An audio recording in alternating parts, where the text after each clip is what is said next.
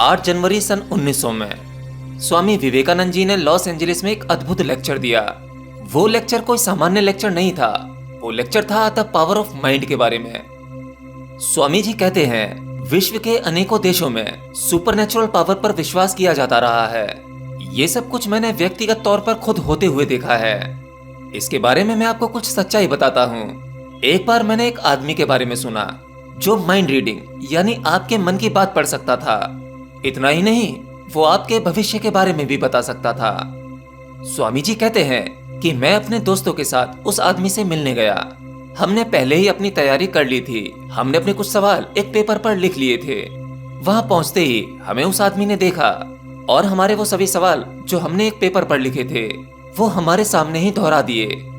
स्वामी जी कहते हैं, फिर उसने एक पेपर पर कुछ लिखा और मुझे फोल्ड करके दिया, बिल्कुल वैसे ही जैसे आजकल सुहानी शाह कर रही हैं। उस व्यक्ति द्वारा स्वामी जी को वो पेपर देने के बाद स्वामी जी से कहा कि इसे खोलना मत, बस इस पर साइन करके अपनी जेब में रख लो।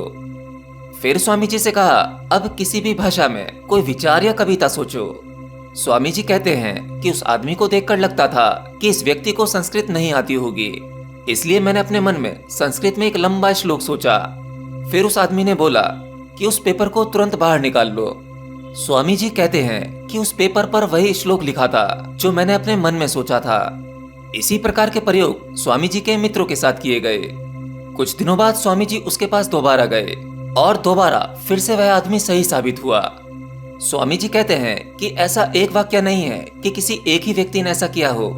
एक बार मैं हैदराबाद गया, वहां मैं एक सज्जन से मिला जो हवा में से कई सारी चीजें प्रकट कर सकते थे। स्वामी जी कहते हैं कि एक बार ऐसा सहयोग बना कि उस सज्जन को मुझसे कोई काम था और वो स्वामी जी से मिलने आए। स्वामी जी ने कहा, मैं आपके सवालों के जवाब दूंगा, लेकिन उसके बदले आपको अपनी ट्रिक मुझे सिखानी होगी। एक कमरे में तकरीबन हम करीब 25 लोग बैठे थे और वो सज्जन केवल एक लंगोटी में हमारे सामने आकर बैठ गए। हमने उन्हें विचित्र विदेशी फलों के नाम लिख कर दिए जो उस समय उस जगह पर मिलना असंभव थे। उन्होंने ठीक हमारी आंखों के सामने उन सभी फलों के ढेर लगा दिए। हम लोगों को एक बार को ये लगा कि शायद ये हिप्नोटिज्म है। तब उन सज्जन ने हमें वो फल खाने को बोला, फिर हम सब ने वो फल खाए। ऐसे ही बहुत सारी चीजों को उन्होंने हमारे सामने प्रकट किया। स्वामी जी कहते हैं कि जब मैंने उससे पूछा ये सब कैसे किया, तो उन्होंने कहा कि ये सब हाथ की सफाई है। स्वामी जी कहते हैं, मैं जानता था ये मन और कंसंट्रेशन की पावर है। स्वामी जी कहते हैं कि जैसे जैसे पॉपुलेशन बढ़ती है वैसे वैसे फिजिकल विज्ञान बढ़ता है और उसी के चलते साइकिक पावर खत्म होने लगती हैं। भारत में इन सभी तथ्यों को पढ़ा गया और सबसे ज्यादा एक्सपेरिमेंट किए गए और यह पाया कि ये सब कुछ अद्भुत और आश्चर्यजनक तो है, लेकिन ये सब कुछ नेचुरल है, इसमें कुछ भी आध्यात्म जैसा नहीं है। जैसे संसार के सभी फिजिकल लॉ काम करते हैं, वैसे ही ये सभी साइकिक पावर कुछ लॉ के भीतर काम करती हैं। ये सभी शक्तियां पढ़ी, सीखी और अभ्यास की जा सकती हैं। बाद में इस विद्या को राजयोग कहा गया। अब इसमें समझने वाली बात यह है कि इन सभी विद्याओं के अंत में पाया गया कि सारी एक्स्ट्रा ऑर्डिनरी पावर्स, अभूतपूर्व क्षमताएं असल में इंसान के मन में बसती हैं। सच बात तो यह है कि मन कोई इंडिविजुअल या अकेला नहीं है। सभी माइंड एक दूसरे से कनेक्टेड हैं। मेरा माइंड, आपका माइंड, ये एक यूनिवर्सल माइंड से कनेक्टेड है। स्वामी जी कहते हैं कि शायद आपने थॉट ट्रांसफेरेंस के बारे में सुना हो, यानी वही टेलीपैथी। एक इंसान अपने दिमाग में कोई विचार सोचता है और तत्काल वही दूसरा माइंड उसे रिसीव कर लेता है। स्वामी जी कहते हैं कि ये कोइंसिडेंस की बात नहीं है, बल्कि अभ्यास से इसे कोई भी कर सकता है और आज टेलीपैथी का अभ्यास दुनिया के कई हिस्सों में किया जा रहा है। स्वामी जी आगे कहते हैं कि सामान्य मामलों में मेरे विचार सीधे आप तक नहीं पहुंच सकते। पहले विचार वाइब्रेशन में घुल जाते हैं और वही सेम वाइब्रेशन आपके मन में वही विचार प्रकट कर देती है। मतलब एक तरफ आपका विचार वाइब्रेशन में घुलता है और वही वाइब्रेशन दूसरे व्यक्ति के माइंड में जाकर विचार के रूप में प्रकट हो जाती है। स्वामी विवेकानंद अपने लेक्चर में ये सारी बातें बताते हैं और वो कहते हैं कि योगी सही कहते हैं कि माइंड यूनिवर्सल है। मेरा मन, आपका मन या किसी दूसरे का मन एक विशाल समुद्र की छोटी छोटी लहरें हैं जो हैं तो उस समुद्र का ही हिस्सा। जैसे एक लहर अपने आप को समुद्र से अलग समझती हो, पर वो लहर भी समुद्र है, ऐसे ही आपका मन अपने मन को दूसरे से या इस यूनिवर्सल माइंड से अलग समझता हो, परंतु सबके मन एक दूसरे से कनेक्टेड हैं और माइंड के इसी कनेक्शन के कारण लोगों के बिना बोले ही एक दूसरे की भावनाओं को समझ लेते हैं। कई बार उनके मन की बातें भी समझ लेते हैं। अगर कोई व्यक्ति किसी दुख से पीड़ित है, तब आप अपने मन में वह दुख भी महसूस कर पाते हैं और ये माइंड टू माइंड कम्युनिकेशन हमेशा चालू रहता है। हमारे शरीर की वाइब्रेशंस लगातार एक दूसरे से कम्युनिकेट करती रहती हैं, इसलिए आप जैसी संगत में रहते हैं इसका बहुत बड़ा असर पड़ता है। स्वामी जी कहते हैं, एक आदमी आपके सामने भाषण देने के लिए आया। वह बहुत पढ़ा लिखा है, अच्छे शब्दों का इस्तेमाल करता है, लेकिन आप उससे प्रभावित नहीं होते क्योंकि उसके शब्दों की वाइब्रेशन शक्तिशाली नहीं थी। वहीं एक दूसरा इंसान आता है जो कम बोलता है, जिसके शब्द भी बिखरे हुए हैं, लेकिन फिर भी वो आपका दिल जीत लेता है। स्वामी जी कहते हैं कि आपके द्वारा बोले गए शब्द बहुत थोड़ा सा इंप्रेशन पैदा करते हैं, लेकिन सबसे अधिक इंप्रेशन आपकी एनर्जी या वाइब्रेशन से पैदा होता है।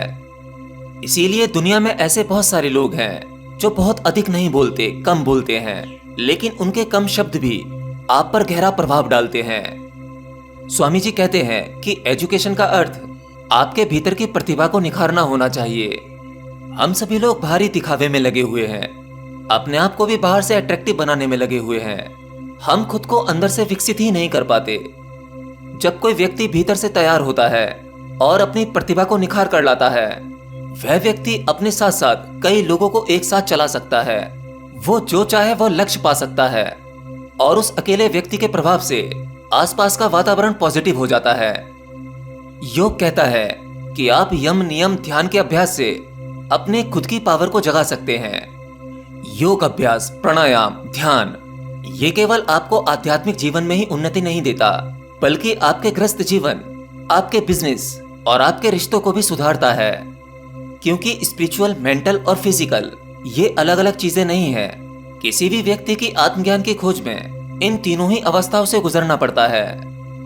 फिजिकल डायमेंशन में आपका भौतिक शरीर और ये भौतिक संसार है, और उससे सूक्ष्म आपकी मेंटल डायमेंशन यानी आपका मन, इसकी अपनी संभावना और अपने रहस्य हैं। और उससे भी सूक्ष्म तीसरी डायमेंशन, स्पिरिचुअल डायमेंशन।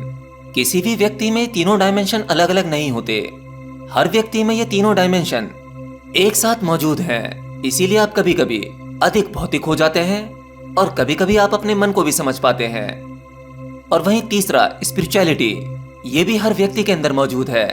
तो ये तीनों डायमेंशन या तीनों शक्तियां हर व्यक्ति में एक साथ मौजूद होती हैं, न कि अलग अलग।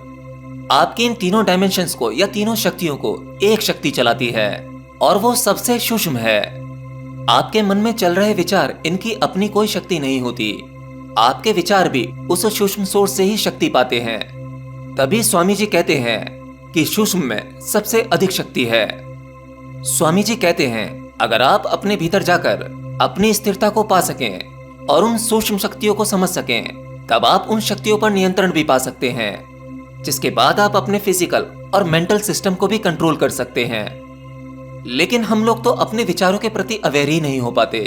असल में जब आपके विचार एक बड़ा रूप ले लेते हैं, तभी आपको पता लग पाता है कि आप किसी चिंता में हैं। कोई भी चिंता का विचार बड़ा होने के बाद आपके कंट्रोल से बाहर हो जाता है। स्वामी जी कहते हैं कि अगर हम अपने विचार को उसकी जड़ या उसके सोर्स पर रोक लें, या फिर वहीं उसके प्रति अवेयर हो जाएं, इससे पहले आपका वह विचार एक्शन बने, तब आप अपने थॉट्स और एक्शन को कंट्रोल कर सकते हैं। स्वामी जी कहते हैं कि अगर आपके मन में शिकायत, चिंता या जलन जैसे विचार हैं, तो ऐसे में आपके मन को शांत करना, एक जगह फोकस करना या ध्यान करना असंभव है। इसलिए योग में शरीर शुद्धि और मन शुद्धि का बहुत महत्व है। स्वामी विवेकानंद जी इस लेक्चर के अंत में कहते हैं कि अपने मन को जानना कोई आसान काम नहीं है, क्योंकि जैसे ही आप मन पर ध्यान केंद्रित करते हैं, तभी आपका मन दूसरी जगह खिसक जाता है। लेकिन फिर भी अपने मन को देखने का अभ्यास किया जा सकता है और इसके अनंतों फायदे हैं। तो जितनी भी आध्यात्मिक किताबें या ज्ञान विज्ञान की किताबें लिखी गई हैं, उनमें लिखी बातें कहीं बाहरी सोर्स से नहीं आई हैं। असल में आपके भीतर अनंतों ज्ञान का सोर्स है। हर एक रहस्यमय किताब मनुष्य के भीतर के सोर्स से ही आई है। जब आप शांत हो जाते हैं, स्थिर हो जाते हैं, तभी आपके भीतर से ज्ञान का स्रोत फूट जाता है। और वही ज्ञान किताबों में संग्रहित किया जाता है। एनीवे, आज का ये कंटेंट स्वामी जी की किताब the power of the mind से लिया गया है।